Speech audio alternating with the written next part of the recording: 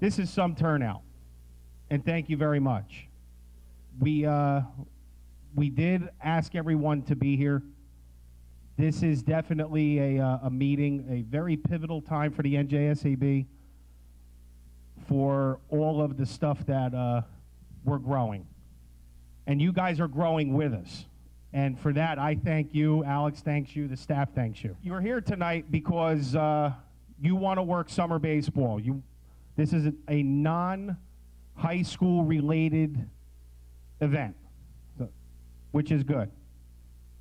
You're going to see throughout the presentation how much we're growing, how much we've grown. You're also going to see the professionalism and the pride that we put together, so you have a sense of accountability, which obviously we've made up and down from organized, high school all the way down to T-ball. 34 new members this year. I'm really excited about that. Definitely the biggest number that Steve and I have ever had.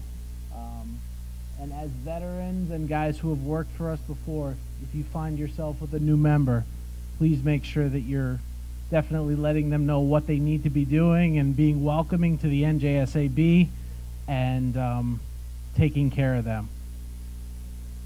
2014, we're going to definitely have 3 to 4 new leagues here. West Caldwell Travel Baseball just called Steve and I a couple weeks ago to get on board Manville Youth Baseball. A lot of you worked the high school developmental league last year in Morris and Bergen counties, and they're thinking they're going to have a Passaic and a Hudson group this year. So we really wanted to make sure that guys were getting the training that they wanted and the training that they needed. And this winter, the first thing we ran was we did 15 cage work seminars. And I just wanted to give everybody who came kind of a review of what happened, and then also everybody who didn't come, just to kind of see what happened out there.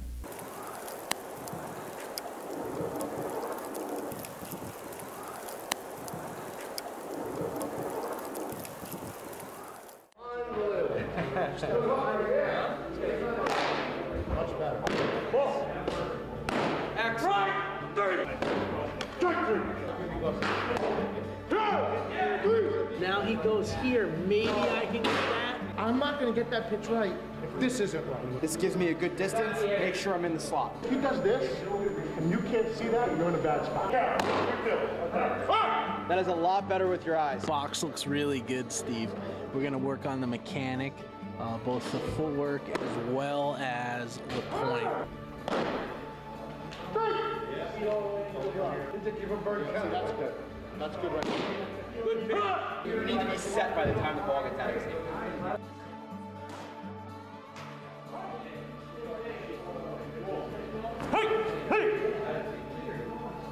Try to follow that ball with your eyes. Something has to be locking in. Okay, you have to have a way to stay still. Once he starts to break his hands, boom, you want to lock in. When you come down and you lock down, you can see that outside corner. See it all the way in. Boom. Ha! Yeah, that's better. You don't want to go all the way with it, because now you don't want to change what the strike zone is. That's the pitch I'm talking about. It can never, ever, ever be a strike. Where was it? Outside. Okay. Now, you got to make an adjustment. Where can I see this? Great job. Keep the head that way, but track the ball with your eyes all the way in. Be crisp with the mechanics. Throw it out there. Don't get lazy with it. Say to yourself, walling, and then fall. Yep. Ball! Okay, step back, relax. Good job. One more fastball, no line. Down, right? Ball! Good, good. Really good. Use those last couple of feet and say, is it there? Is it there? Okay, there it is. Brian, I want you to work on your angle a little bit. I want the left foot to come up in front of the right foot a little bit.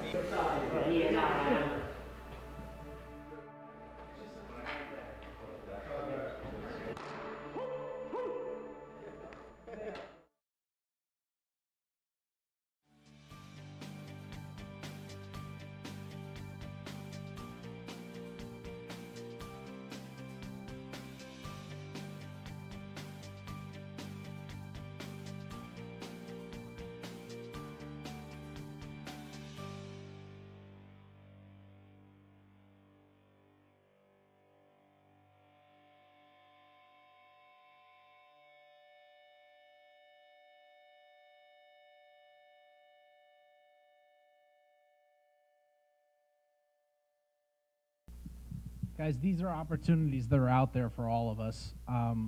I've had guys from my newest umpire all the way to probably guys working college baseball that came out and worked with us this year and worked in the cages, and just to have different guys look at you and you know, see what's going on, if you need to work on tracking, if you need to work on your stance.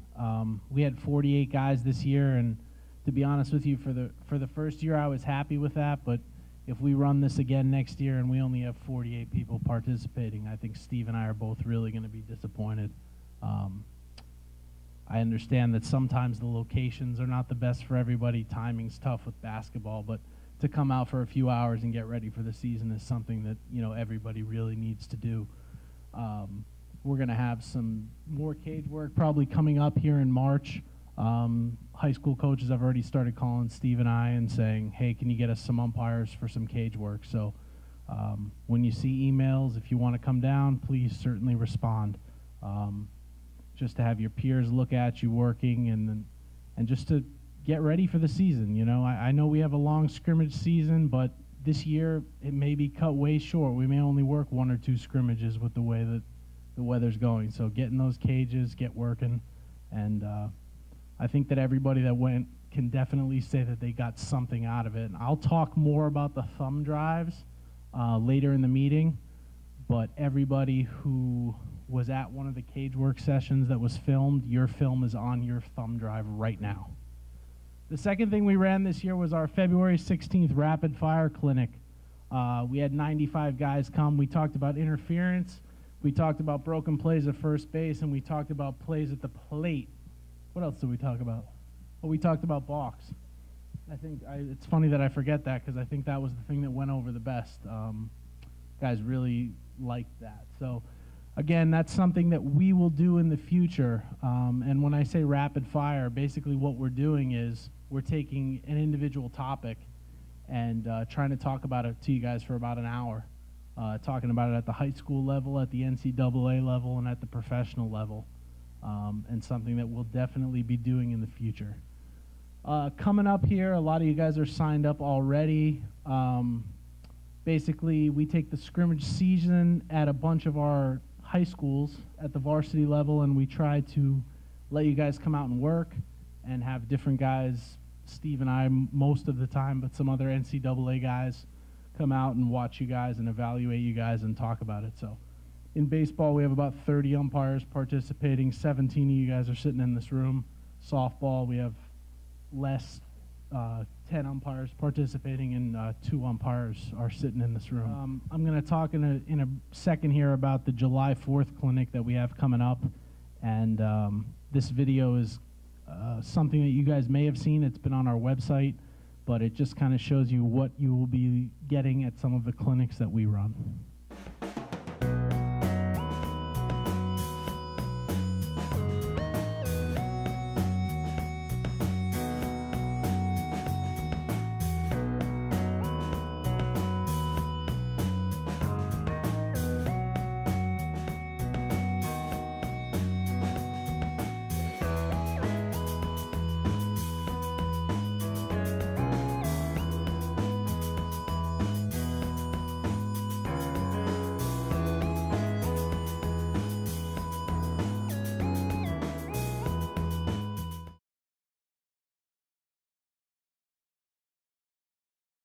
That pitch in that corner has to be a strike in the first inning, the 5th inning, the 7th inning, the 9th inning.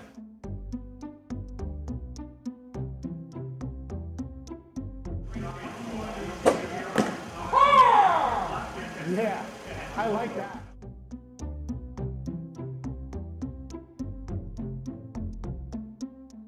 If you call strikes early, they will adjust you.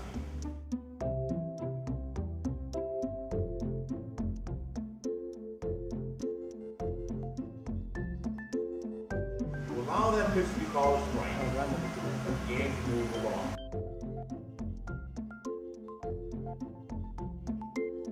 When you come up strong. Close your fist. When you finish it, close your fist. All right, you're gonna make sure you're in the slot. Heel toe in the slot. Let's see where you are. Pretty good in the slot.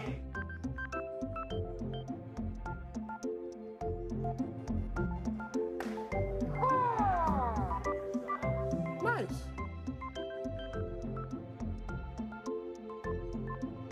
This foot, and then you're gonna come in. And this one's pretty much straight line here, boom. Heel toe, that's why we call it heel toe.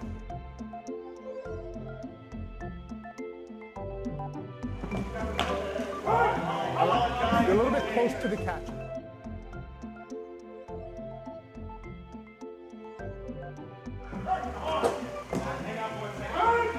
Attaboy, how's it feel?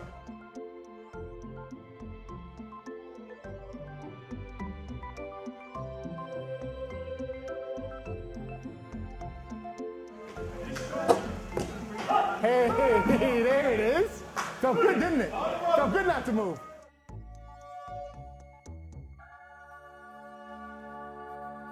Follow the ball. Boom. All right, keep your head still.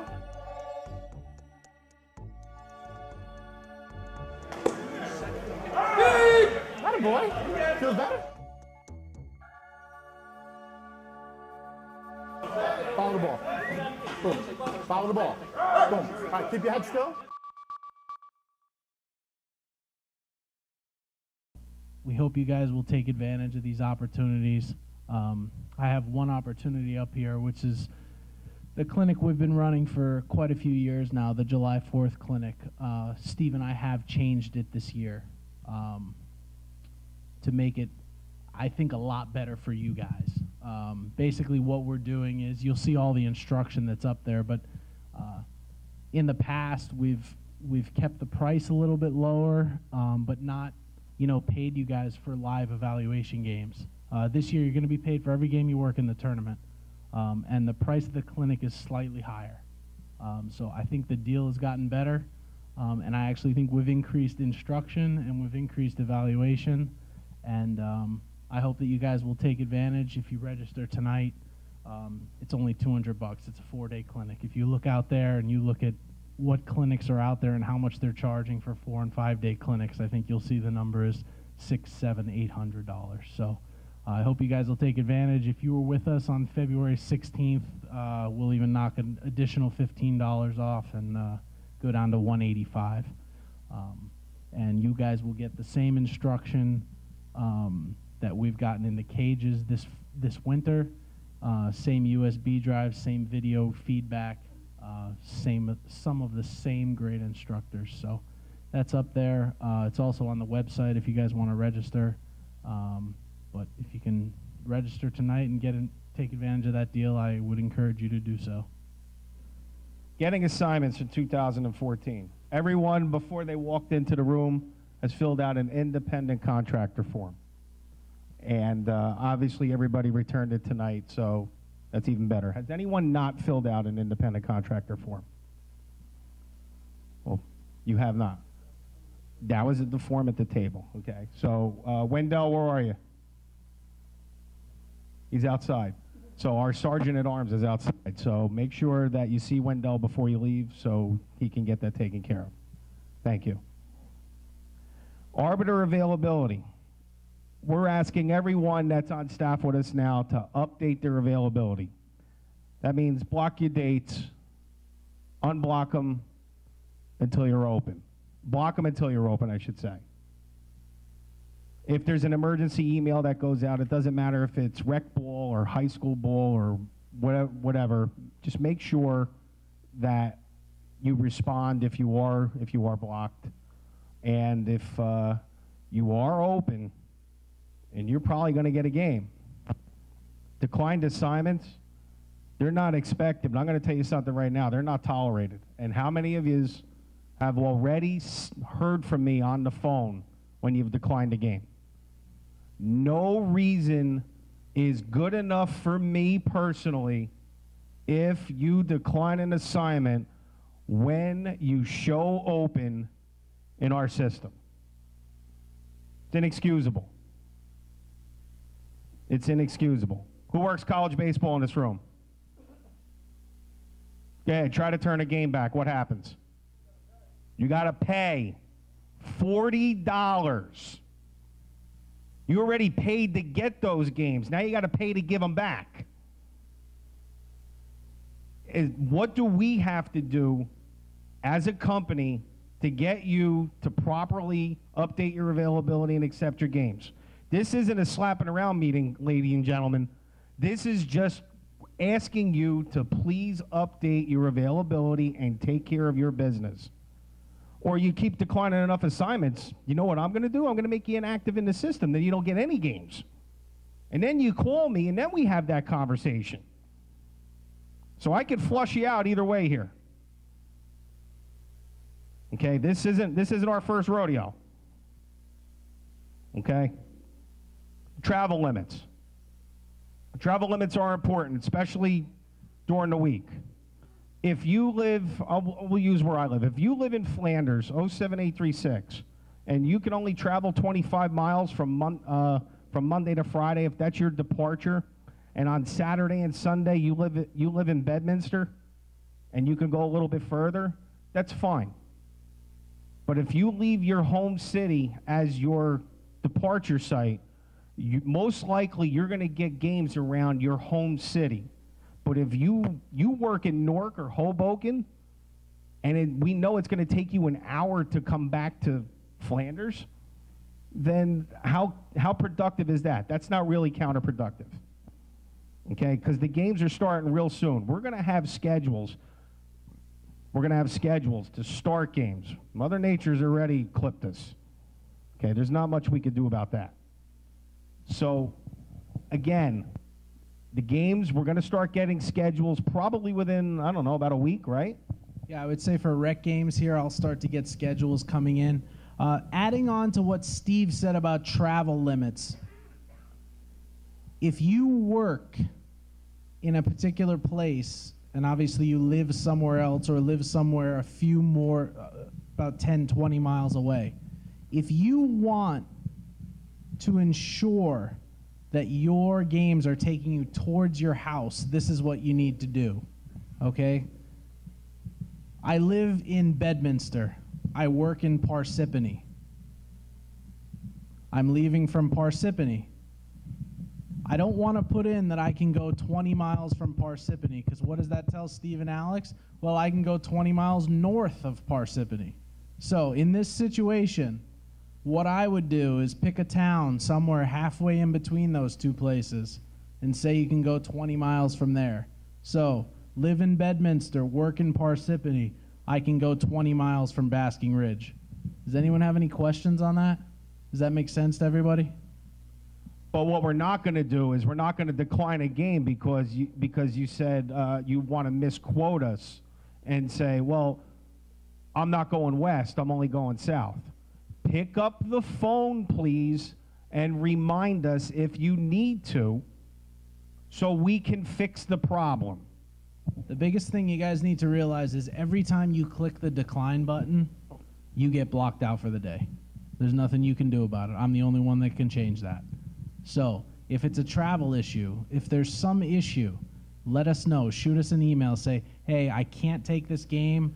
This is the reason. I am available that day still, and we can make it work. We can make a switch. We can make it work for you guys. But every time you click the decline button and then when in the comments section you write too far or not available or any number of excuses, what that does is block you out for the whole day. And that's not what we want to happen. We want to make sure that when you guys are declining games, that we fix the problem. If the problem is something other than you just didn't update your availability. Go ahead, Steve. You have a question?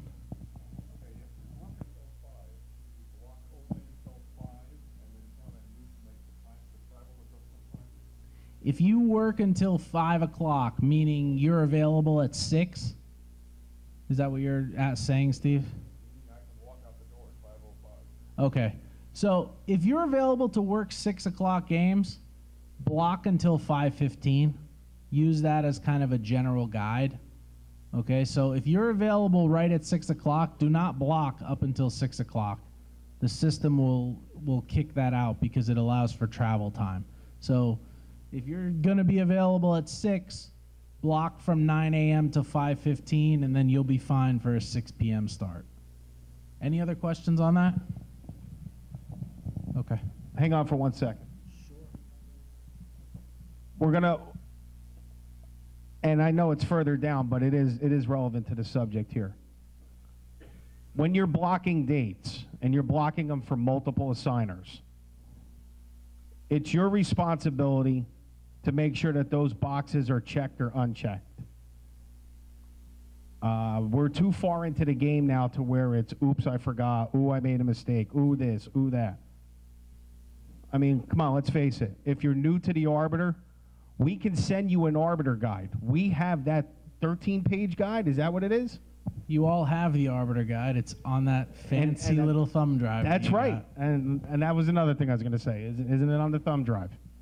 So there's no excuses here any longer on what you can and can't do. Okay. Uniform code. Every uniform that you work for us during the summer must have our logo embroidered on the shirt. We can't find two better people right now, Andrea and John Scandalis, helping us out distributing the uniforms. They will assist you in any way that needs to be done to get you in a uniform.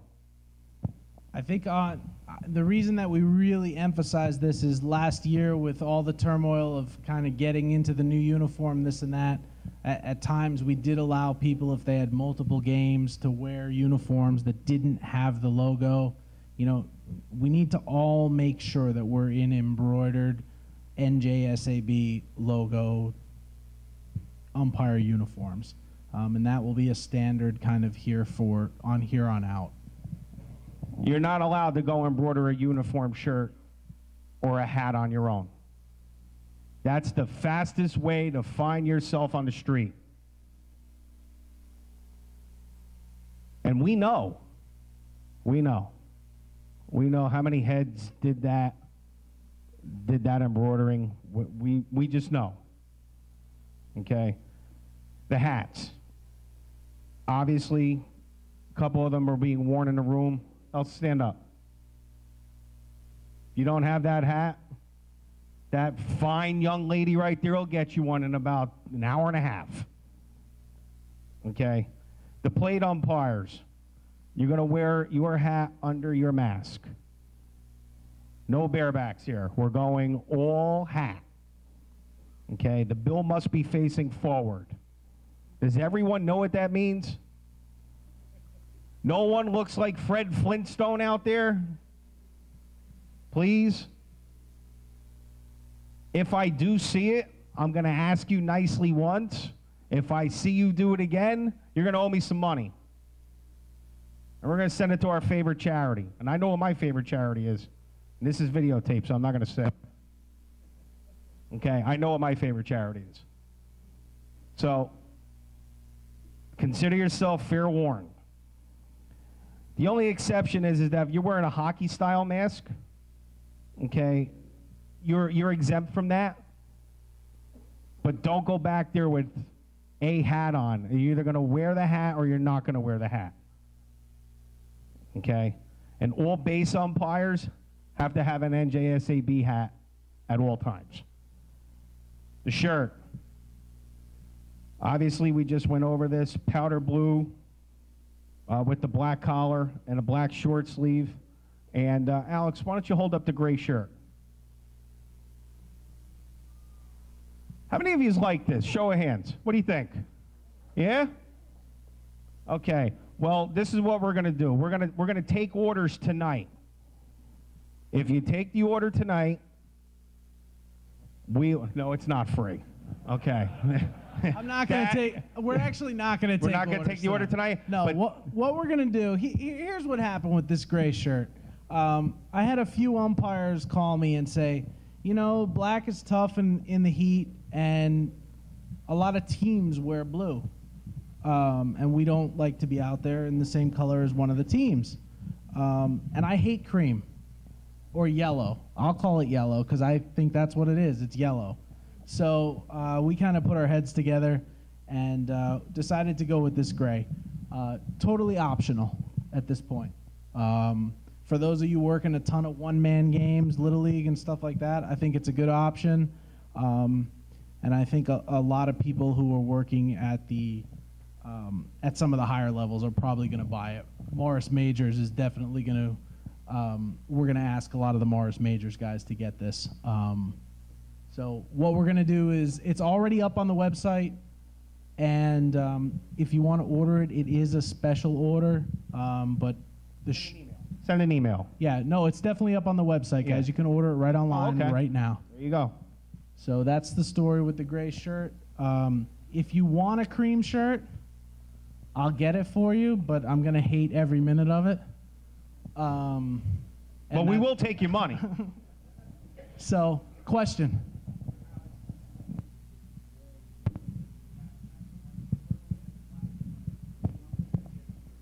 No.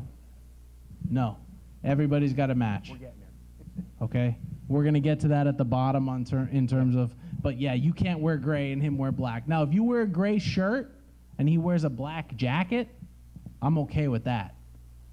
But if you wear a gray shirt and he wears a black shirt, that's a problem. Okay? We'll get to that at the bottom. I'm getting calls once a week from leagues, teams, people that see our umpires in this uniform and say, we want those umpires to work our games. And that's what this is about, guys. It's about good umpiring being out there and teams, coaches, leagues noticing who those umpires are and noticing that they want them on their games. And that helps all of us. It certainly helps Steve and I, and it certainly helps you guys. Guys, believe it or not, the uniform itself is getting you more business. It's getting you more games. So was it an extra occurrence and expense? Absolutely. Absolutely. But when you put the uniform on, and I'm a big believer in this, when you put the uniform on, and it doesn't matter if you're working a high school game, a college game, whatever, when you put that uniform on, you feel like you have a sense of pride, professionalism, confidence, like you could do no wrong. Even if you kick a call, you could still do no wrong. You know why? Because we have your back. Because we have your back.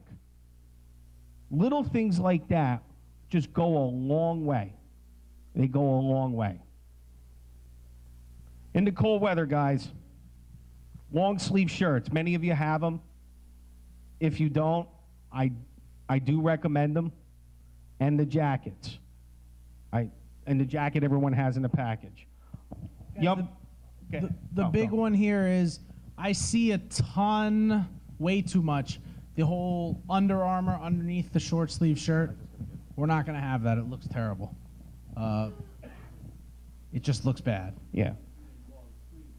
Yeah, I mean a long sleeve Under Armour underneath a short sleeve umpire shirt. Yeah, we'll get to that because I got a comment about that.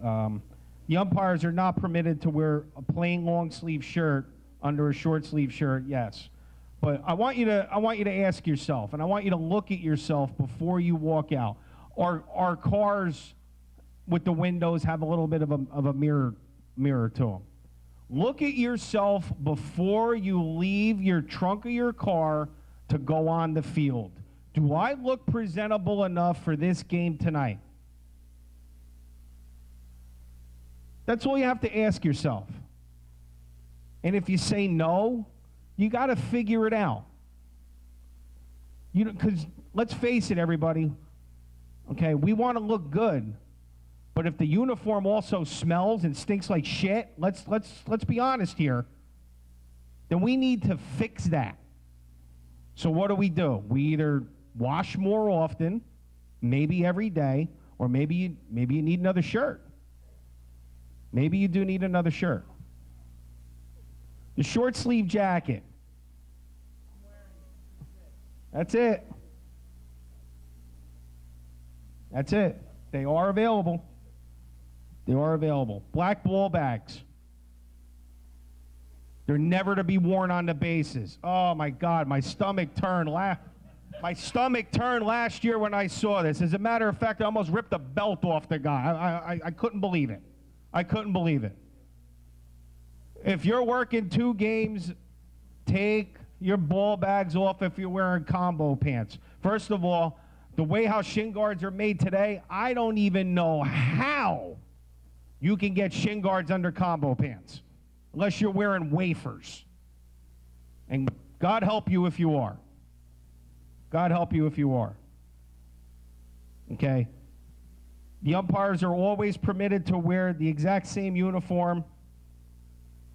Okay? The example is plate umpire and base umpire both wear short sleeve black shirt. We went over that before. Okay? So if the umpire has a short sleeve shirt,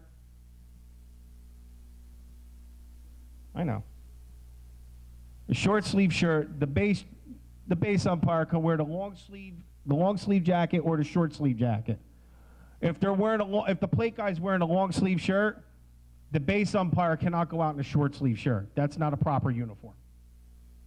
It's not. So I recommend that you either go out, you could go out in a long sleeve shirt with your partner or put the jacket on. Okay? We have up there the jacket is more permissible, but if you both look the same, you're not going to get hurt. I can go on for a week about professionalism. Look the part. Well, staff, what do you think we've been doing for the last 2 seasons? Getting you to look the part. Work every one of your games like someone is always watching you. How many of you guys seen me at your field in like the 3rd or the 4th inning? Right? Yes? Yeah. And you didn't even know I was there, but you want to know something? I've been there while you were at the trunk of your car. I want to see how you guys act before, during, and after the game. Because this is all a total package now. We are in the age of technology. We are in the age of individuals. Doesn't matter if it's a coach, team mommy, peer evaluation. Doesn't matter who it is. We get video, and they take it right off their phone and send it right to my phone or Alex's phone. And after we're done looking at it, then we have to address it. Okay? Call your partner. I've been preaching this for the last 9 years. Call your partner. Find out where they're parking. You may live in the same town or the next town over. You may want to ride with them. Even if you hate them, you may want to ride with them. Okay? Call your partner. Find out what's going on. Okay? Confirm with the home coach. This includes, and you guys know this, when you're working with us, you work a lot of club teams too. So call the coach during the summer and find out if the game is still on, if there's iffy weather, and find out if the start time is correct. Obviously, if the site is correct. If the site's not correct, find out exactly where the game is. And then if you can, shoot us an email or give us a call and say, hey, Steve, Alex, the game's been moved. We're going with the game. Talk to you later. Click. At least I know that. The one thing as an assigner that Alex and myself that we get embarrassed by, and that's the only word I can use, embarrassed, is when our officials don't communicate with us and we get a coach, a league president, or whomever, and they tell us what's happening, going on our fields before we know about it. How would that make us feel? Pretty bad. Especially if there's an ejection. You run somebody, good, bad, or indifferent. You already ran them, so what's the difference? You run them. The first thing you do when you put your mask down is pick up your cell phone and make a phone call. Please, make a phone call. I don't care if you baited the guy into next Sunday.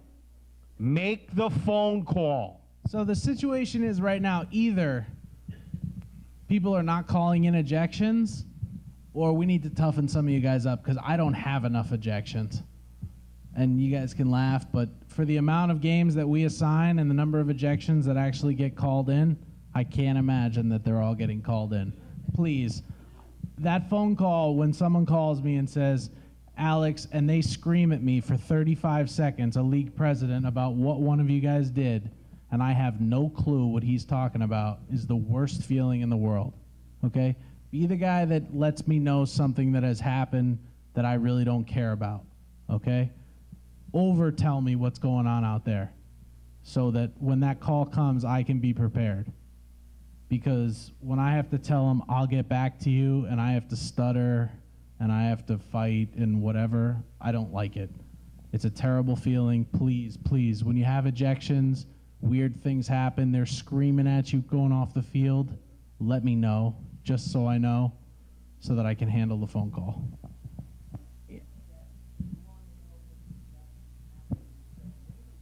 No, I do not want you to pick up your phone. No, that's fine. That's fine. Oh, all right. Well, while we're on the subject, hold on. While we're on the subject, there is no circumstances at all why you should have a cell phone on that field. And that includes, if your games have time limits, buy a stopwatch. Okay? Don't tell me you use your cell phone to keep the time limit. Buy a stopwatch. And if you don't have a stopwatch, go right to the home coach. What time you got? If he doesn't have his cell phone and he doesn't have a buck private sitting next to him, go over to the visiting coach. What time you got? They can't change the time on their cell phone in 30 seconds. It takes them a minute to get into it because coaches are not smart. No offense, Matt Dorsey, but no, coaches are not smart. They can't get into their cell phone to screw you that fast. They can't. So, really, and Verizon keeps good time. AT&T is a little faster, but Verizon does keep good time. Go ahead, Joe.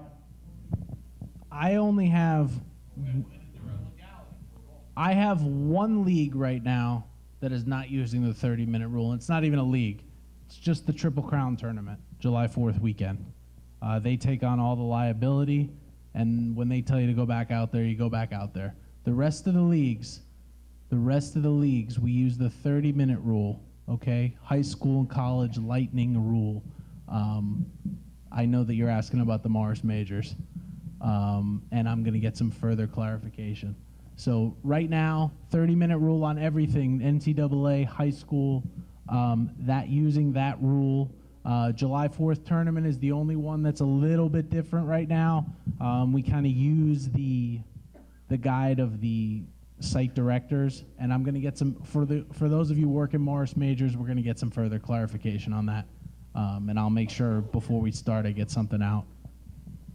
Yeah, thunder or lightning. And we're going to try to put that in the form section also so you guys can download that and have that with you. Okay. I think a lot of you guys have noticed what we're trying to do this year with our website and with social media is really just to get the word out about NJSAB, who we are, what we do.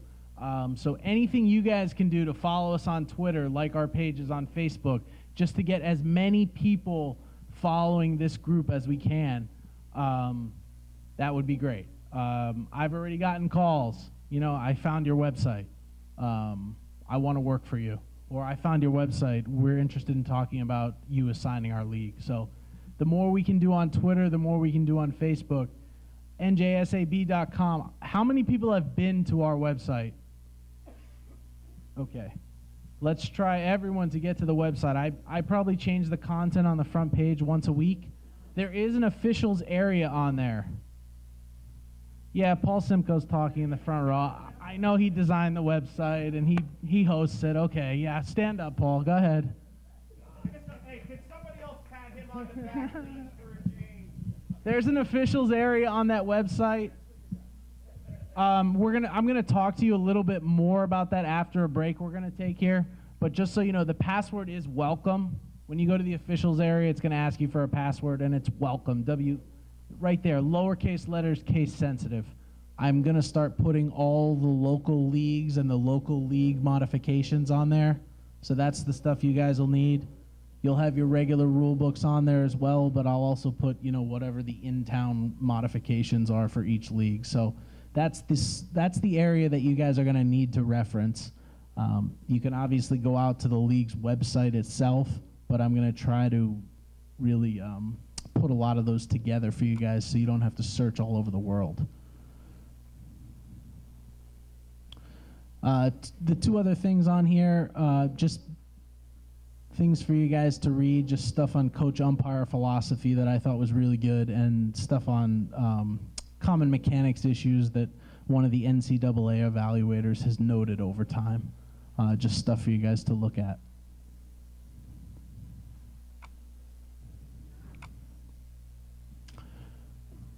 The 2013 end of season meeting is on here in video format. I know a lot of you guys were unable to get to that. We had one in Bridgewater and actually I think one in this building, actually probably in this room.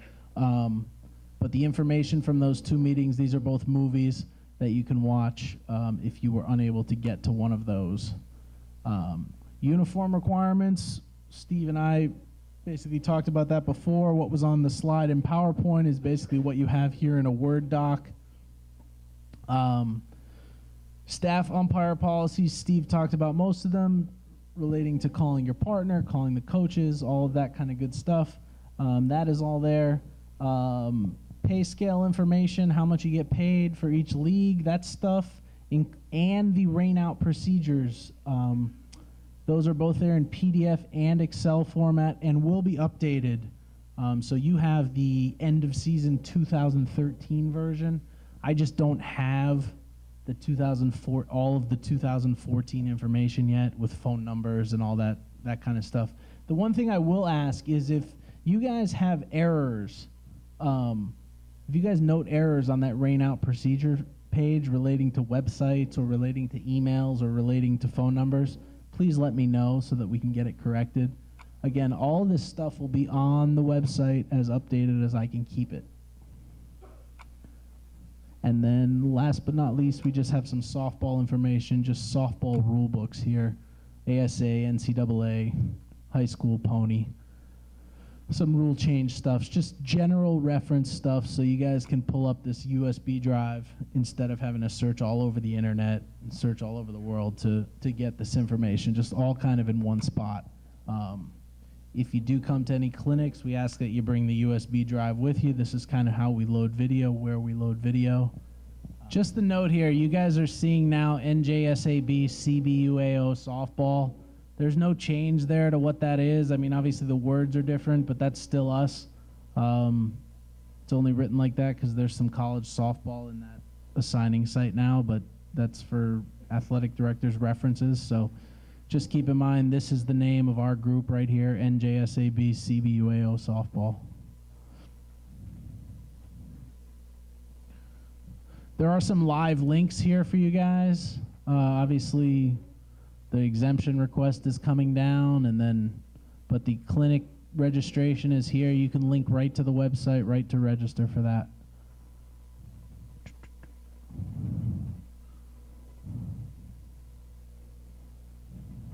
Okay.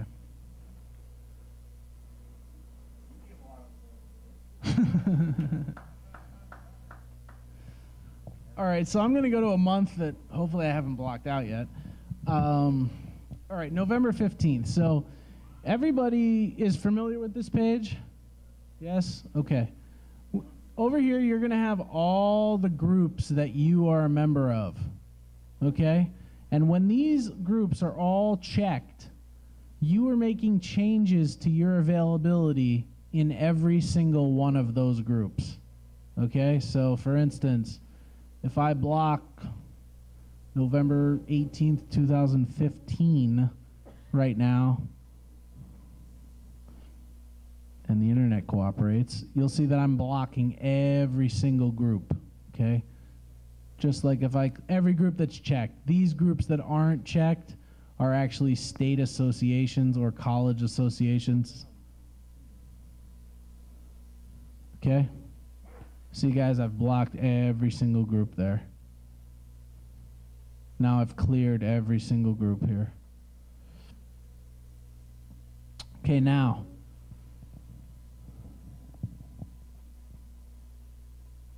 I don't like Rich Franco. I want to block all my dates for just Rich Franco. Is Rich in the room? No? Okay. So, as I uncheck all of these groups, and it's very annoying because every time I uncheck, the internet wants to think. Okay, so let it think, let it uncheck. This is a little bit of a tedious process before it thinks. Nope, yeah, let me sneak a few in there. So now, I'm just working in Rich Franco's group right now. Okay? So now,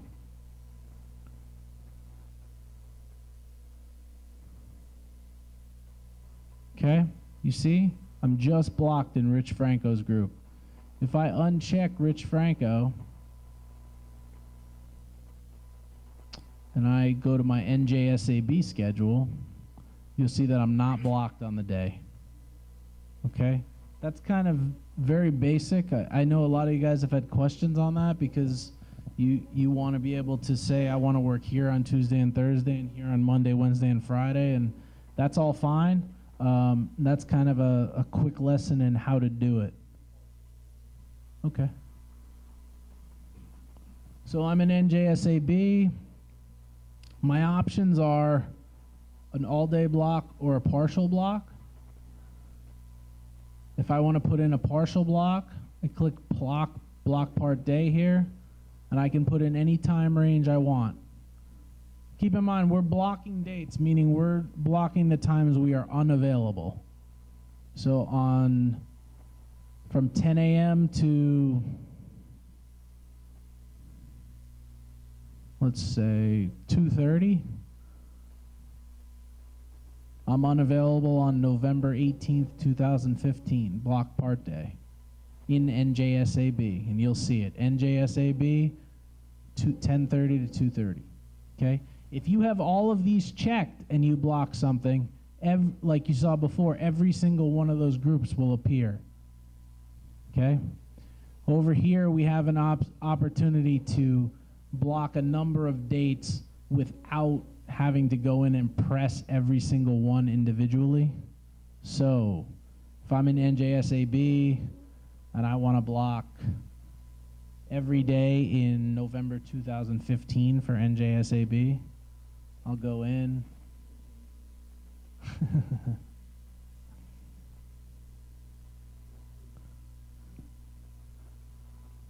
This will show me what days I'm blocking, so let's just leave Wednesday open just so we have a little bit of a discrepancy here. So we're blocking all 30 days in November here in NJSAB. Apply. Okay? The one thing that I see, guys, that I would rather not see that makes things difficult, and this applies more to guys who are working high school as well. When Steve or I give you a game, you don't have to block that time. Okay, so we give you a 4 o'clock game. You don't have to block that date for other assigners to know that you have a game. Okay, when you block over it, and then the game changes, and then I go to make a change to the game, then it tells me you're not available. Most of the time I just override that because I know what you're doing, but just keep that in mind. If you have a game, all the other assigners see that. They see that from 4 to 6 you're blocked, or 4 to 6:30. Go ahead. Now, there's one thing I'd like to bring up, because some of you are working for multiple assigners. Let's just say, for argument's sake, you see, the arbiter is really predicated on what the assigner puts in. Now, if you're working for another assigner, and they may have a tendency to put a game in for an hour, we don't do that. We put the game in for how long they generally are. So anywhere between 2 to 2.5 hours. Having that said, if you have a game in Somerset County, a high school game in Somerset County, and we see that you come up for a game, let's just say for argument's sake at Baskin Ridge, And it shows that you are open.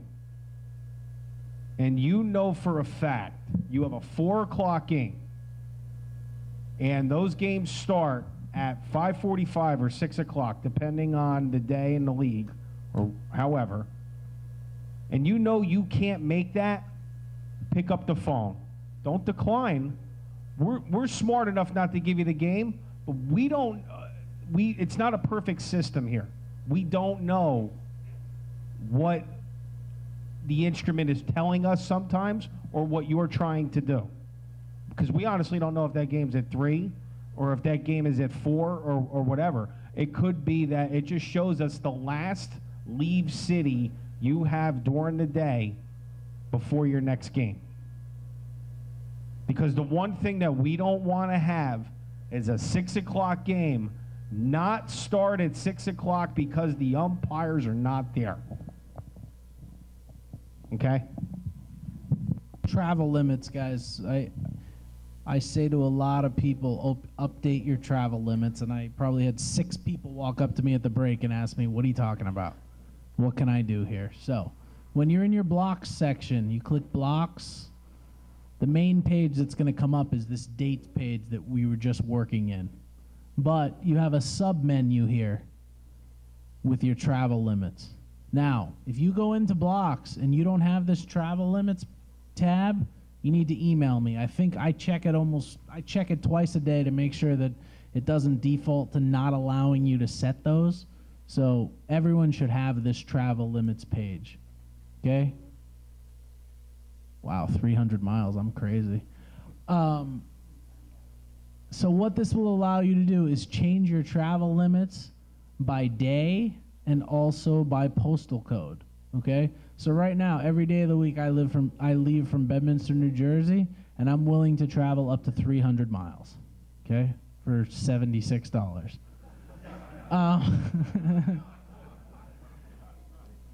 These are the type of umpires I'm looking for, by the way. She knows I'm crazy. So if we want to change one day at a time, I had some questions about that. You can change any day you want. So say I wanted to change Sunday, okay? I'm going to click the checkbox next to Sunday, okay? I'm going to enter whatever postal code I'm leaving from. Let's keep it the same. I'm going to tell you what distance I can travel. And it's going to change, okay? Now, say I work, I don't know, say I work in Flanders, okay? Monday to Friday, I leave from 07836, and I'm willing to go 750 miles. I really want that game, okay? Click apply, there we go. Any questions on that? Go ahead.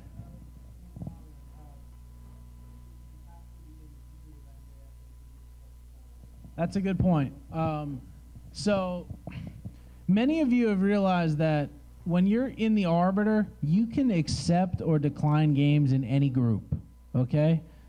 So for instance, right now I'm in NJSAB. If I got a game from, I don't know, whoever, I could still accept or decline. If I got a game from Rich Franco, I could still accept or decline his game while I'm in the NJSAB site. What Ernesto's saying here is when you update your travel limits, you need to be in our site. So some of you have never actually logged into the NJSAB site. That's actually true. You've just stayed in whatever site you defaulted to and always accepted and declined and changed your blocks in that site. And it's never, it really doesn't matter, except for right now in these travel limits, you need to make sure you're logged in to NJSAB to do that. Thank you. Anyone else? You can, no, they're not. They're not. You can change them, you know, so many for this guy, so many for that guy, whoever it may be. Mark?